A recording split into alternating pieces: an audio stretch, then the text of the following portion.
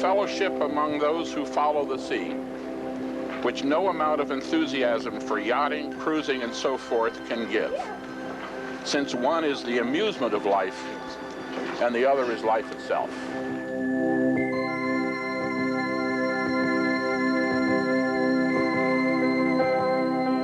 Lord, please bless this house and all its members. May that spirit of fellowship prevail among them, and may your grace and wisdom follow them and guide them through another 100 years. Amen.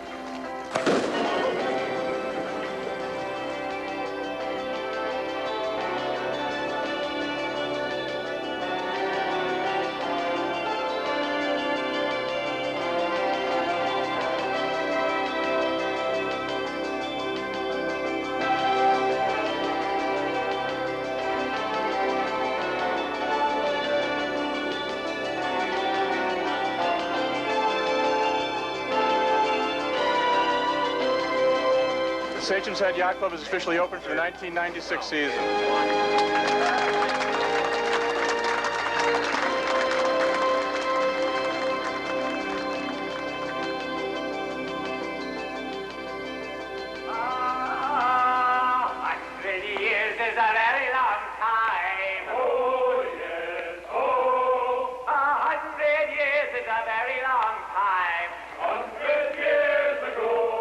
The beginning of the Sachem's Head Yacht Club was 100 years ago, but the reason for it began 300 years earlier, long before there was a Guilford, a Hartford, or even a New York City. Sachem's Head is probably one of the earliest place names on the shore of Connecticut. It christened in 1637, 2 years before Guilford was even founded, and was the result of Indian tribal warfare. The savage Pequots had raided British forts at Old Saybrook and were being chased west along the shoreline when they were caught by the Mohican chief Uncas at a small cove. Following a bloody battle, the Pequot Sachem was sent to the happy hunting ground and his head thrust into the crotch of an old oak tree to serve as a warning to the rest of the Pequot nation. And so it was that Sachem's Head, as a place name, had its origins 2 years before the founding of Guilford. Where's the boats? The settlers of early Guilford were basically farmers. They had established their port at Guilford Point, what we now call Guilford Harbor. But Sachem's Head Harbor was still important. Oh, my name is Captain Kidd, as I sail, my name is Captain Kidd. Some say the infamous Captain Kidd buried treasure in the Thimble Islands. Others maintain there could be British crowns and Spanish doubloons just under the sand at Sachem's Head. Sachem's Head Harbor is deep and nearly landlocked on all sides excepting the southwest side.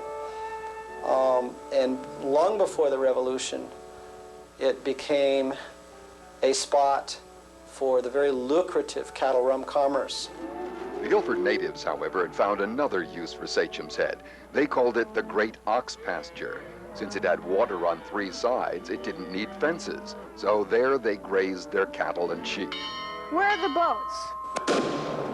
By 1776, the British found Sachem's Head Harbor very convenient as a staging area during the Revolution, and trimast men of war anchored here between skirmishes in Boston and New York.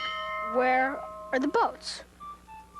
By the early 1800s, steamboat trade between Hartford and New York began to stop at Sachem's Head for commerce and refreshment. So some of the landowners formed a company and built a turnpike toll road between Sachem's Head and Hartford. By 1825, the New York steamboats were lined up like sardines waiting to dock at Sachem's Head, unload passengers and goods, and send them off to the big city in the middle of the state. Nathaniel Griffing saw this as a great opportunity and built a hotel where the steamboats landed, a hotel that grew and grew. Along the whole beautiful extent of the coast, where Connecticut holds dalliance with the sea, there is no more desirable spot for a summer visit than this long-favored locality of Sachem's Head. In short, Sachem's Head had become a destination for vacationers. Now they came not only by steamboat, but also by train to the new Sachem's Head Railroad station. There are many, many quaint stories about that era. Alas, like so many of the great wooden hostelries. The Sachem's Head Hotel burned to the ground in June of 1865 and was not rebuilt. But travelers were now in the habit of visiting Sachem's Head. Without a hotel, some visitors made deals with the farmers to rent rooms, barns, and even sheds to stay a few days and escape the heat of the summer in the cities. John Barker saw the need and filled it. In 1877, he built the Head's second hotel, not nearly as grand as the original, but rooms enough to put up 50 people very comfortably. At the foot of the knoll upon which the hotel is built is a bathing beach which is perfectly safe and has a fine sand bottom. Here, bathers come from the whole surrounding countryside for a dip in the salt water. Where are the boats? Okay. While Mr. Barker packed them in, our real story begins. Edward Clarkson Seward, a Guilford townie from Goose Lane, staked out a site on a pile of rocks on the east side of Bloody Cove and proceeded to build the place called Rockbound. You can see why. The cottage became the prototype. Other visitors could now see the advantage of having their own place in the sun, independent of the hotels. Well, sir, all these guys had boats. In no time, the white sails of dories, knockabouts, barks, and sloops and schooners caught the summer on shores and plied the waves of the Sound to Faulkner's Island and beyond. The legend is, and we have no reason to doubt it, that 4 guys were sipping sarsaparilla on the Great Rock at Ed Seward's Rockbound cottage one day in early summer, and somebody said, "If you have a boat and I have a boat, let's find out which one is fastest." The first boats which these men were sailing in their informal races, which were sailed off Rockbound, not anywhere along the shore here, were Connecticut River dragnet boats. They were small sloops. They would sail well, and they were beamy and could be used for fishing commercially wherever they needed to along the shore. Sailboat racing became a summer pastime and then an obsession as more and more of the Head's residents began to plunge into the sport. And by 1889, Barker's Sachem's Head Hotel sponsored a full-blown regatta celebrating the 4th of July. There has been considerable rivalry among the owners of the small pleasure craft in these waters this summer as to who owned the fastest boat. By the end of the '96 season, even Guilford townies rode bicycles and took carriages out to the Head on Saturday to watch. It was a highly interesting, fair and square race, and will doubtless be followed by another soon, as this locality seems to be the popular rendezvous for boats of this nature, and there are many good boatmen hereabouts. Meanwhile, back at the Great Rock, the same 4 guys were sipping lemonade and talking about boats. The idea came to them that it was time to get really organized. It was probably Aaron Hull who first used the term Yacht Club, since he belonged to one in New York. But the others, John Wayland, Will Peck, and Ed Seward, were all for it. At any rate, the following week was Labor Day, 1896. And the word had gotten around fast at the final regatta of the season. We hope the Sachem's Head Yacht Club will be fully organized and numerically increased at the opening of the '97 season, as the yachts come next to the bicycle on the list of healthy, manly sports. And in December, they gathered in New York and officially formed the club. The officers listed were Commodore Aaron Hull, Vice Commodore John Elton Wayland, Fleet Captain Edward C. Seward, Secretary and Treasurer William E. Peck. The only hitch was they had no members. So to be officially elected, they recruited Ed Seward's oldest son, Robert B. Seward, so that he could cast the official ballot. It was unanimous. They framed a list of rules and regulations, decided that membership would cost $5, and designed the club flag and fleet ensigns and began the membership drive. By May, all of Bloody Cove was buzzing. There promises to be some exciting sport off the shores of the headlands of Sachem's Head this summer. The first official race of the club was announced for the 5th of July, 1897, as a handicap for all sizes, intended to bring the boats together and make them acquainted with one another. And they used to start races inside the harbor on an old cement dock in there called Merriman's Dock. By then, there were 18 members. Peck had manufactured copies of the club pennant, which were offered for 75 cents. The committee has thought it advisable to have the club flag carried at the masthead rather than at the peak, so as to be in evidence whether sail is hoisted or lowered. In the opening race, the sloops will carry jib and mainsail only, and ballast must be fixed. It's important to remember that in 1897, calculators were people, not machines. Finding racing length was not a task for those who are geometry impaired. To find the racing length of a boat, first find mean length, adding her length on waterline and length overall and dividing by 2. Then find actual number of square feet in her mainsail, the number of square feet in the triangle formed by the mast, the jib stay, and a line from the foot of the stay to the mast of the deck. Add the number of square feet in the mainsail to the number of feet in the fore triangle. Take the square root of this sum. To this square root, add the mean length and divide this sum by 2. At the Sachem's Head Yacht Club, no dummies need apply. Well, they managed to do the math, and on the 5th of July, a fine array of boats gathered at the stake boat and sat there. The race was described as a drifting match, much to the disappointment of the club members, the cottagers, and a large crowd that had come out from Guilford to watch. The race was rescheduled for the 17th. The new 6-foot club flag was flying from the mast at Merriman's Pier, which was on the east side of Chimney Corner. 12 boats were shining on the water, and they sat there. There was no wind at all. The next couple of weeks, it rained cats and dogs. The crops and farmers in Guilford were suffering and were afraid everything would be lost. The heavens seemed to open up and drop the rain in whole sheets without waiting to be cut up into pieces. Where there's rain, there's wind. And on July 24th, it made a pretty sight at the head as the 9 craft rounded Chimney Corner at the start. It was a grand good contest. After the regatta, the club members gathered at E.M. Pierce's cottage to decide what to do next. Apparently, Ed Seward got his sailing papers from the club. December 3rd, 1897, the point at Sachem's Head known as Chimney Corner has been deeded to Edward C. Seward. We understand that Mr. Seward has purchased this point for the Yacht Club and that it is intended that a pretty home for the club shall be ready for them next June. Seems things got built quickly in Guilford back then. June it was. The new attractive and costly house of the Sachem's Head Yacht Club was formally placed in commission. The building is located on a large rock known as Chimney Corner at the extreme west of the head and is one of the finest locations for that purpose along the Connecticut shore. It has deep water all around it. The bay is safe and sufficient anchorage for a fleet of the largest yachts.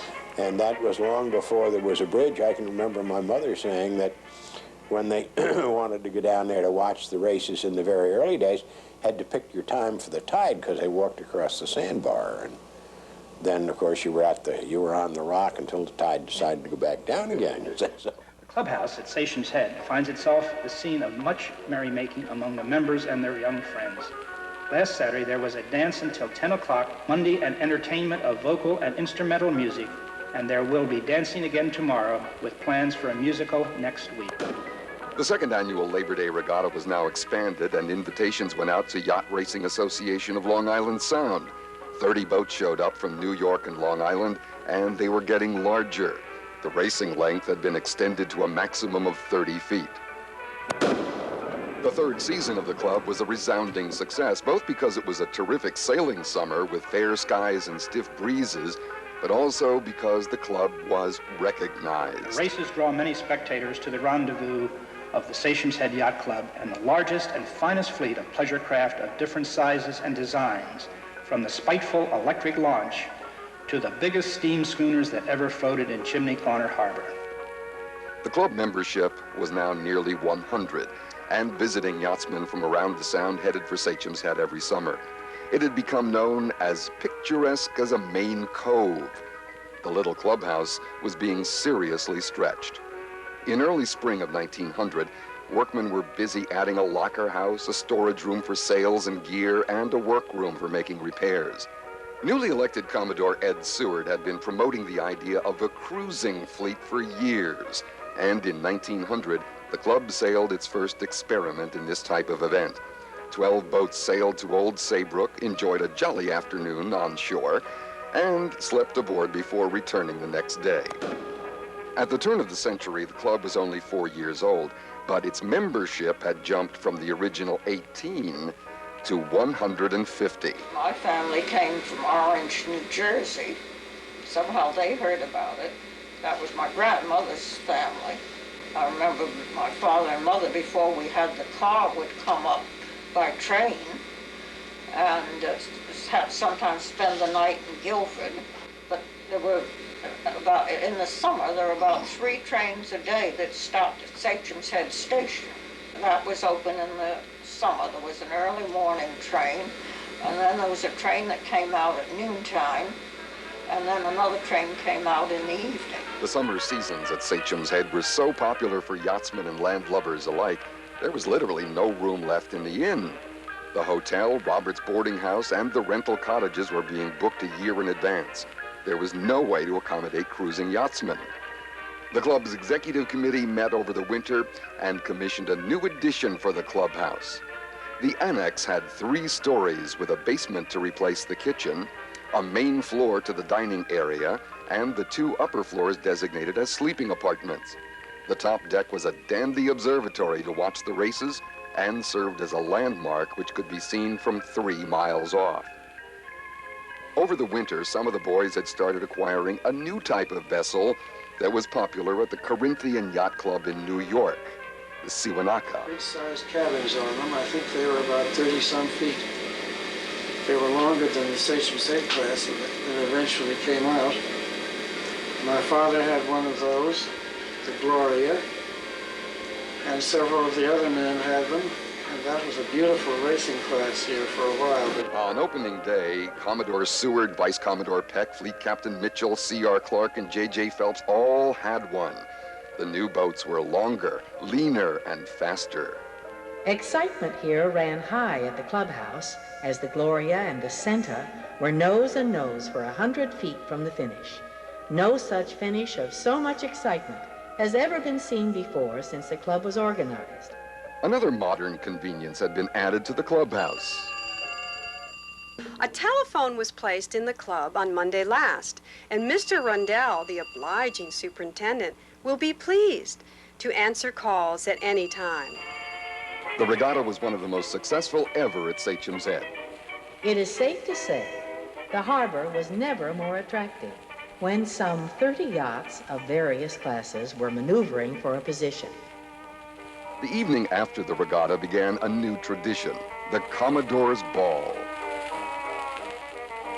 The Wyckoff Orchestra gave a short concert. No such dance music was ever heard at the clubhouse before, and it was so inspiring that it was almost impossible to drive the people home. The landscape at the clubhouse changed again in 1902.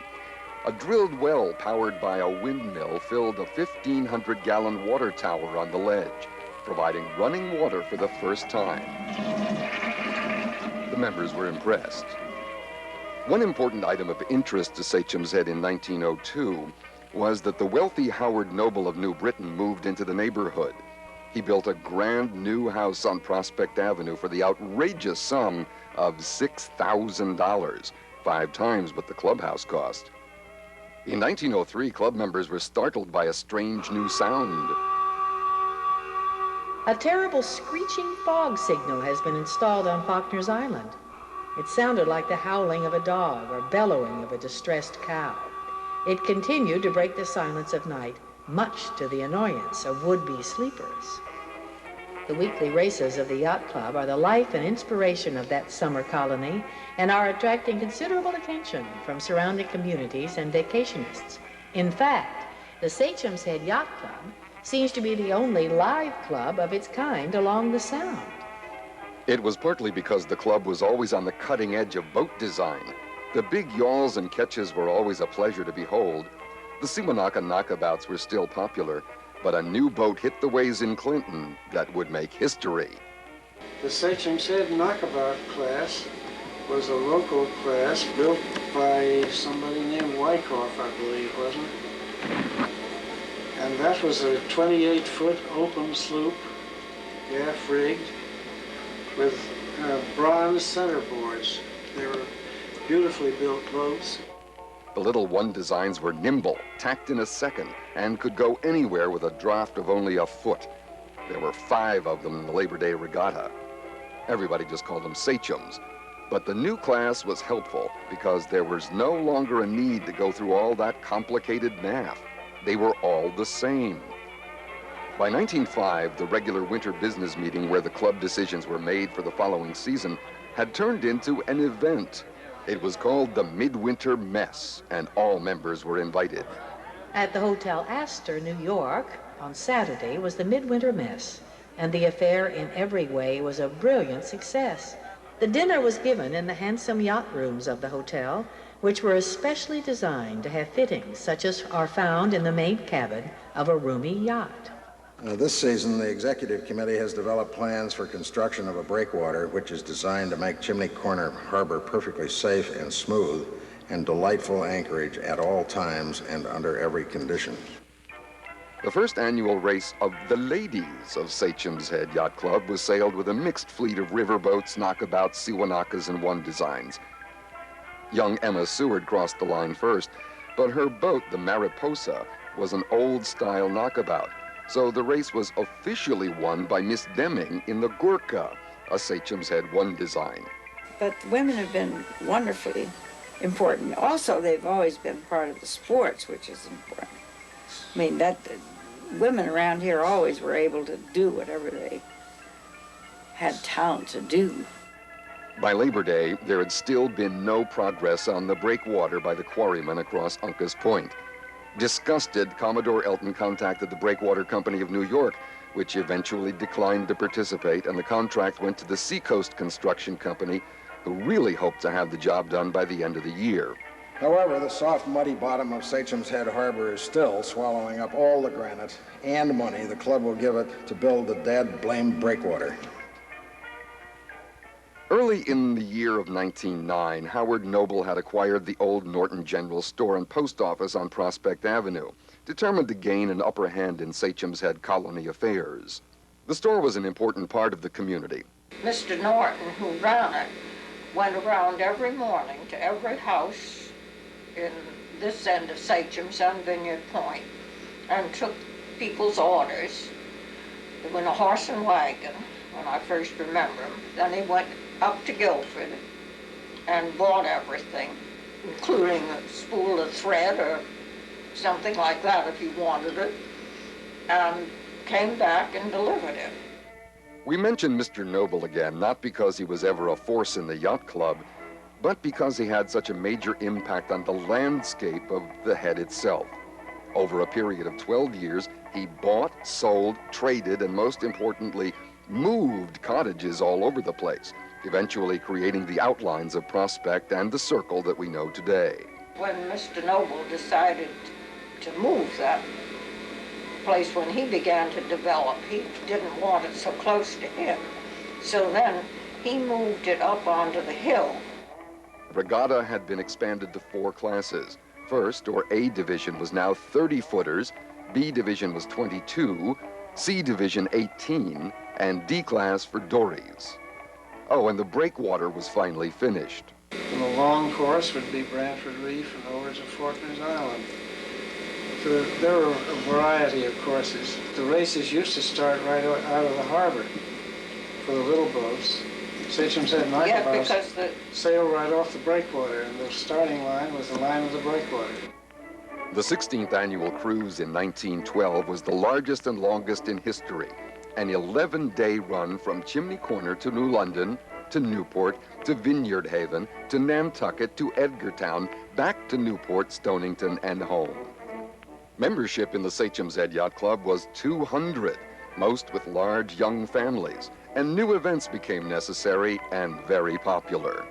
The members of the club have arranged a program of water sports to take place August 31st. Although these events are run by members, the events are open to all. I think it must have been when I was around 10 or 12 that we had water sports that I remember very well. And I was no better swimmer then than I am now. I always went in the races, but I always brought up the rear, but sometimes there were only 2 of us. All the comings and goings brought another modern contraption. The first car I remember down here belonged to Mr. Clark, Pierce Clark's father. And then Mr. Minor had a car. Of course, they lived in Connecticut and came back and forth. My father had a 1912 Cadillac, and we called that Hong Kong. Which, of course, created a problem that continues to this day. We used to walk to the club twice a day, which was probably, it's only about a mile, but we walked across the beach. So we weren't hanging around with the club much, but when we had something to, a reason to go over, we didn't think anything about walking over and back. We didn't have a car until probably 1930. 20 years after the four guys sat on the Great Rock, yachting, racing, aquatic sports were still the foundation of Sachem's Head Yacht Club. But the club and its clubhouse had become famous. The restaurant at the Sachem's Head Yacht Club in Guilford is the finest restaurant between New York and Newport. When we had guests, the family would phone to the club and say we'd like lobster dinners for 4 or 6 or whatever it was. The club had its own lobster pot, lobster car, tied to the float. And there was the time when the odd old Mr. Noble brought a special guest to the vicinity of the club, William Cody and some of his friends. Oh, I felt so important, sitting there, you know, with all these people around me, and then the Indians with their and he was so handsome, Buffalo Bill. Oh, he was so good looking. He was really a very handsome man. Before the club opened for the summer of 1917, the United States had entered the Great War, World War I. Commodore Elton Wayland announced, "The clubhouse at Chimney Corner will be placed in commission for the season in June. In view of the state of war and the increasing cost of supplies, it has been decided not to open the restaurant this year." The annual cruise was canceled. Nobody entered the Labor Day regatta. And then in 1918, the club was saddened by the loss of Edward Seward. He always took a lively interest in the sailing and social activities of the organization, and nowhere will his cheery laughter be missed more than among the older residents of the Head. The war ended. The 1920 season got back to nearly normal. Membership had dropped off over the last several years, but this year's Commodore Edwin Judd had gotten it back up to 125. The club members were now driving to the Head in Studebakers and Packards. We had at that time an interest in one of the Sachem's Head, called the Sachem's Headers, small boats that raced at the yacht club. My father shared the boat with Mr. Andrews, Denny Andrews' great-grandfather. With progress comes some change. Because of cars, the New Haven Railroad discontinued the Sachem's Head stop, and the station was torn down. The next nearest stop was on 146 at Leeds Island. The one design still took the starting gun in front of the clubhouse every weekend, but the harbor was getting crowded with stink pots. Min Cornell had a silver company in Middletown and a boatyard in Portland. He got the Sachem's Head Yacht Club involved in the American Powerboat Association express cruiser races. Express cruisers were rather crude devices in those days. Probably only 6 might finish it. The rest of them would have trouble. And you know, those days it's like cars. You couldn't drive from here to Wallingford and back without having a flat tire. So on a boat, if something goes wrong with the engine, what you got to do? With a sailboat, you have some choices. We never thought Cornell should have gotten our yacht club into a bunch of noise making like that. Even so, the 110-mile Express Cruiser Championship was held in 1925 with the finish line at Chimney Corner. Of course, the motorboats provided one thing that you can't do well in a sailboat: water ski. Within a couple of years, tennis was the cat's pajamas, and the first tennis tournament was held on the courts above Falcon Cove. All the roads were torn up to provide electricity and water mains to the cottages and to the club. And conduits were run across the bridge. The windmill and holding tank disappeared from the landscape. By the end of the 20s, the powerboats had moved on, and good riddance. Yacht-wise, there were some dandies in the harbor. Commodore Raymond Everest had designed and built the Discovery I and Discovery II. They were nice to look at, but for serious racing... I introduced the Manchester class in '29. Read about them in a yachting magazine, and they looked like something better than the old Sachem's Head knockabouts, which were getting pretty uncomfortable by that time. I got one of these Manchester class boats, and we sailed that, my father and I, together for, 10 years, I guess. Even though the Manchesters were very expensive, they were adopted as the club's premier Racing One design. D. Spencer Berger was its major booster because it had a cabin. Unfortunately, the next year was the beginning of the Depression. We were all struggling and doing the best we could, but we continued to function. And the races were run, but there weren't so many boats and there weren't so many people. Meanwhile, tennis was the fad. The club had made arrangements with Evie Walden to use his new tennis courts on the circle. Members paid $5 a season, and guests had to chip in $0.25 per game. Commodore D. Spencer Berger devised a new race course from Chimney Corner to Old Saybrook. The race featured Manchesters and Sachem's headers, escorted by Berger's gigantic Mandu. In 1933, Sachem's Head became a member of the Eastern Connecticut Yacht Racing Association. The affiliation meant a couple of hundred boats were going to show up at Chimney Corner. It also meant the coming of a new class of one design. Starboats, we try to get people to think about starboats while one class is sort of dying out, and nobody ever knows really what to do with boat classes. If you'd ever sailed on a starboat, you could see why they might not have been terribly popular. They were the wettest damn things and the coldest things to sail on you can imagine. God, they were awful. Fast, Olympic class, and all that good stuff, but oh man, were they miserable to sail on. People got pretty serious about their boat. Anybody who races a sailboat kind of loses their mind for a few years anyway. But it was in the depth of the Depression, 1936, that one word did more to change the nature of the club than anything else. The word was zip. And we hated the looks of them and everything else, but gee, they did a great thing for the club. They were built in Clinton. They were a low-cost, poor man's boat kind of thing because they were simple boats, very sturdy. You could bang them on a rock and they'd back off and bang it again, you know. I mean, there was nothing you could do to damage them. And there were a ton of those around. You could bash them around, and you know, you lived in the water and you learned how to sail. It was almost by instinct.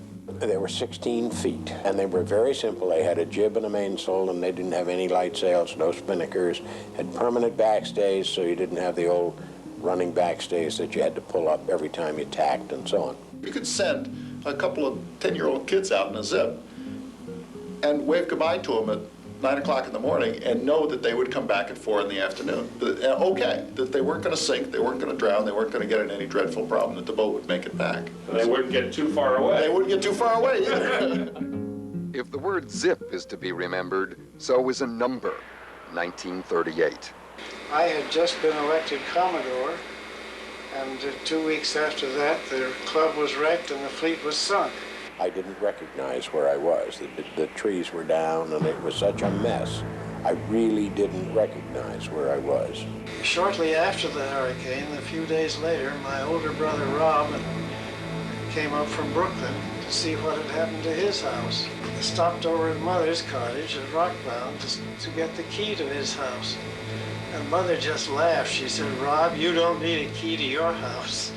Nobody had ever really been through the 100-year storm within memory. The club and the clubhouse survived, but in an altered form. The 1901 blueprints were revised to remove the top floor of the annex, and the roof of the main building extended to connect the two. The boathouse was gone, never to be rebuilt. But the club was still in business. By the early 40s, there were probably 40 to 50 boats competing at Sachem's Head on a regular basis. God, I can remember as a kid in a zip early on, feeling very cocky and lying on the back with a head looking up at the sky, sailing around the harbor. All of a sudden, crack, and I rammed right into the man too, and the captain came up, and oh God, he just chewed me out, something terrible. Now, the people in Pine Orchard sailed a class of boats called MBs, Marblehead, Buzzards Bay 1 designs. But they thought they were the same speed as Manchesters, but they weren't. So they took an awful beating every time we got together, while all the Manchesters could beat them. Unfortunately for the Pine Orchard guys, their boats were just generically slower than the boats at Sachem's Head. And so, while there was a lot of competition and camaraderie about it, they always wound up in the lower half of the fleet, you see what I mean? As a result, we had quite a group of juniors who were very proficient sailors. And in fact, the Sachem's Head Yacht Club, I think it was 1941, had crews in the finals of all the major national competitions in the United States. We became members, I think, in about 1941. But we were basically here on weekends. You didn't go off anywhere else. You went to the club and participated. In those days, it was more of a community club and a family club. I mean, there weren't as many outsiders. Not everybody had a car, as all the kids. Transportation wasn't that easy, and a lot of the people that lived down here in the summertime came from down New York, Westchester way. And they'd come up and